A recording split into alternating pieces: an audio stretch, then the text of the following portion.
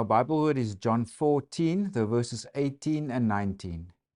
I will not leave you orphans. I will come to you. A little while longer and the world will see me no more. But you will see me. Because I live, you will live also. So here we have Jesus. It's in the farewell discourse of the Gospel of John. And before we continue, I just want you to keep the following two things in the back of your mind, especially if you read John chapter 14. Firstly, it's something called realized eschatology. And eschatology, it's the doctrine of future things. So it's the doctrine about the future age of salvation. That's when Jesus will return, final judgment, etc. And it's quite important for the Gospel of John because John's Gospel is full of realized eschatology. In other words, things that strictly apply to the future age of salvation is already relevant here and now, or can already be experienced here and now. The salvation of the future is already with us in the present. The second thing I want you to remember is if you look at John's Gospel, always understand that there are two historical settings and levels of meaning. In other words, as much as Jesus is talking to the disciples in his own day, that's around the 30s AD, Jesus is also speaking to the Johannine community, the gospel, or the community for whom the gospel was written, probably in Asia Minor, in Ephesus, in the 90s AD. So there's these two levels, 30s AD, time of Jesus himself, 90s AD, the time of when the gospel was written. But in a sense, it also applies to us as believers or followers of Jesus.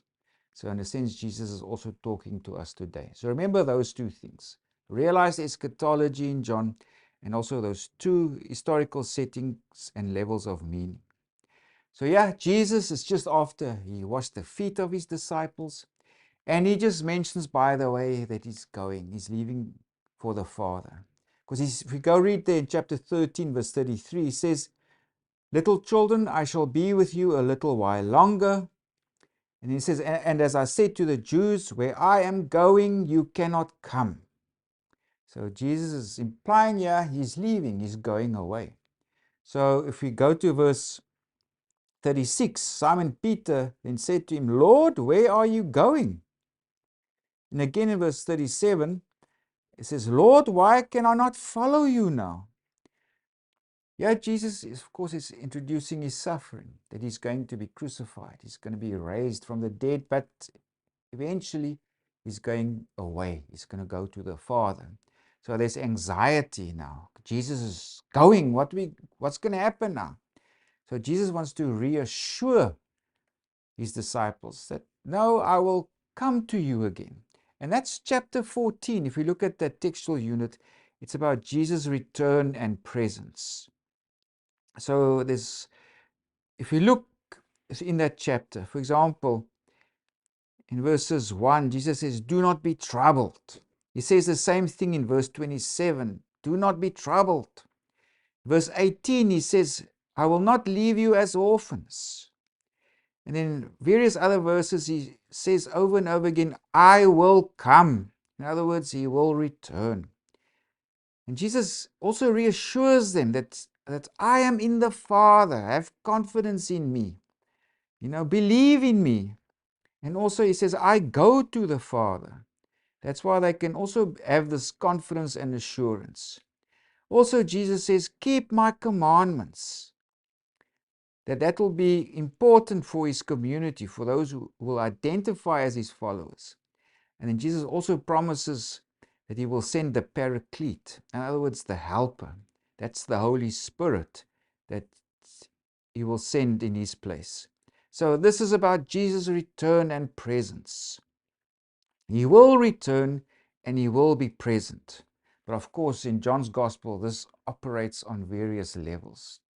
John never just simply says one thing. He says multiple things at the same time. And importantly also is that the return and the presence of Jesus will be different. Of course, now he's a flesh and blood human being, but after his crucifixion, resurrection, he'll be present everywhere. because he will be wherever his followers are. So the presence of Jesus will be different. His return and the presence of Jesus must be understood on a different level. So if we look at the whole of chapter 14, if you look at the following chart, remember this, there are two historical settings and levels of meaning. Because Jesus, the audience of Jesus is the disciples in the 30s, but also the Johannine community in the 90s. In a sense, it can also be us as his followers, where Jesus is speaking to us today. And when it comes to the return and presence of Jesus, there are various ways in that will be accomplished. It will be accomplished through the resurrection. He will return to his disciples. He will also return through the Paraclete, in other words, the Helper, that is the Holy Spirit. Especially in our immediate textual unit or verses surrounding our Bible word, Jesus speaks about the Paraclete, that he will come to the disciples. It's another helper, because Jesus is the first helper to his disciples. So Jesus, the presence of Jesus will be mediated through the Paraclete also. It will be another helper, like Jesus was the first helper. Another way that Jesus will return also is through his second coming. Because Jesus says, I go to my Father, I prepare a place for you. I will come to you and receive you to myself. But again, even this saying, it operates not only as a future reference, but also as a present reference, or after the resurrection. So, if you get confused reading these passages, don't be confused. The evangelist writes in a way where there are various levels of meaning that come into play. So when will Jesus return and be present? Is it at his resurrection? Yes. Will Jesus return and be present through the Paraclete, or that's the Holy Spirit? Yes. Will Jesus return and be present through the second coming? Yes. All of those things are true. Because the present and future is collapsed in the Gospel of John. There's no strict demarcation. There's now the present experience of Jesus and the future experience of Jesus. The evangelist writes it in such a way where the future as well as the present is all one. There's no strict demarcation between it. Again, that's about realized eschatology. The blessings and the salvation of the future age is already present here and now. Those who have faith in Jesus are already saved. They do not experience God's wrath, etc. Already now we share fellowship with Christ. And through the Holy Spirit, but also we also experience fellowship with the Father. So this is the very unique feature of John's theology and his gospel. There are these two levels of meaning, various audiences. The return and presence of Jesus is through the resurrection. It will also be through the Paraclete. It will also be through the second coming. And the present and the future is collapsed into one.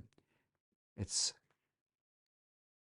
the experience of salvation. It's not only a far off event. Already here and now we experience salvation. Already here and now we experience the presence of Jesus. Although through the Spirit, already here and now we also are in the future with Jesus, so to speak.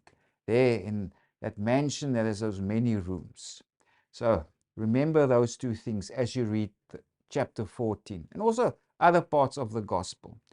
The evangelist communicates on different levels, and his theology is so rich.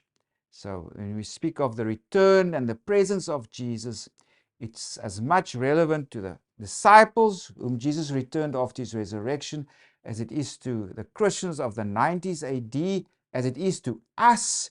And the presence of Jesus, of course, is also relevant to our future together with him. Also very important here is Jesus speaks to his disciples as those who keep his commandments. Jesus will return and be present to those who keep his commandments. That's in verses 15 and 21. Jesus will return and be present after the resurrection, or through the Paraclete, the Holy Spirit, or even the future, whatever it may be, to those who keep his commandments. That's the condition. that Jesus also sets to his followers. Keep my commandments, and I will return to you, and I will be present with you in the various ways as I've described before in this video.